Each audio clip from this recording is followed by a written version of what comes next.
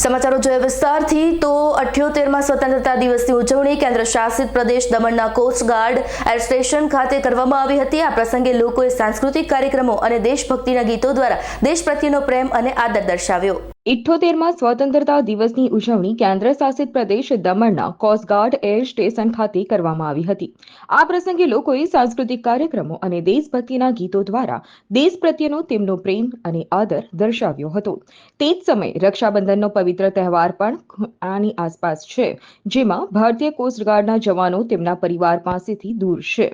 વાપી, દમણ, સેલવાસ આસપાસ અને પોદાર સ્કૂલની મહિલાઓએ આ સૈનિકો માટે એક ખાસ કાર્યક્રમનું આયોજન કર્યું હતું, જેમાં તેઓએ સૈનિકોને રાખડી બાંધી હતી અને તેઓને તેમની બહેનોની ખોટ ન અનુભવે તેવો પ્રયાસ કર્યો હતો।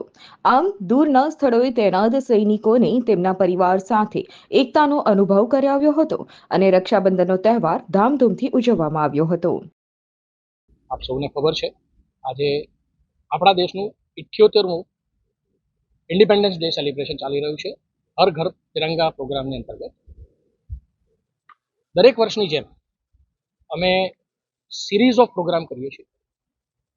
આમાં મોટર બાઇક રેલી, વોકેથોન, સ્કૂલમાં જઈને બાળકો સાથે કોસ્ટગાર્ડના જવાનો અને અધિકારીઓ એમના વિચાર અને માર્ગદર્શન માટે એમની જોડે ઇન્ટરેક્શન કરે।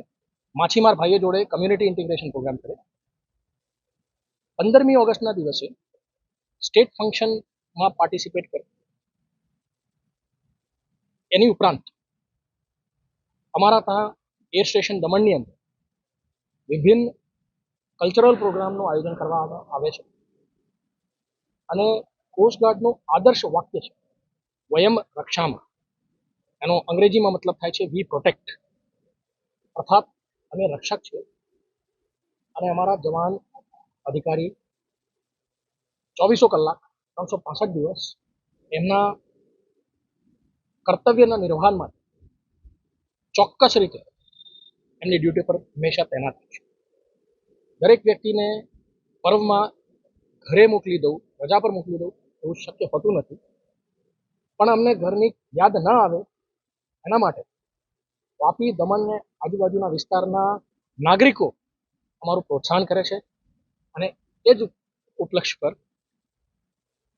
રક્ષાબંધનના પર્વની પહેલા મારી બહેનો જે પોદાર સ્કૂલ છે ત્યાંના સંચાલિકા અને મરાઠા સેવા સંઘ છે, બધી બહેનો ભેગા થઈને અહીંયા આવ્યા છે અને એમાં મને અને અમારા અધિકારીઓ અને જવાનોને રાખી બાંધીને એમને એકવાર ફરી અમારો વિશ્વાસ પાકો કર્યો છે કે જ્યારે અમે અહીંયા દેશની સેવા માટે તત્પર છીએ, देशना नागरिकों हमारी साथ। मैं अश्विनी रानी, जय हिंद, जय माता। कोस्टगार्ड में रक्षाबंधन का त्यौहार आज हम लोग मना रहे हैं।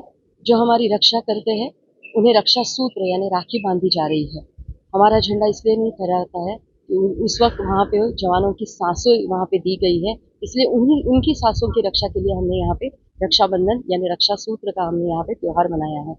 और हम वाजपेयी सर का बहुत बहुत आभारी हूँ, मैं ऋणी हूँ कि हमें उन्होंने यहाँ पे आमंत्रित किया और हमें बहुत ही अच्छा लग रहा है क्योंकि तटरक्षक सीमा भी हमारे देश की सीमाओं में से एक महत्वपूर्ण अंग है। और आज हम यहाँ जो हमारे परिवार उनके परिवार जो नहीं जा सकते हैं जवान, उनको हम राखी बांध के उन्हें इतना ही एहसास दिला रहे हैं हम आपके साथ हैं।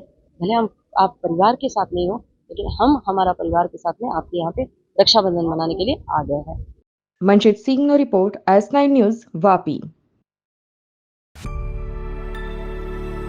અમારી તમામ માહિતીથી અપડેટ રહેવા માટે જોડાયેલા રહો S9 ન્યૂઝ સાથે।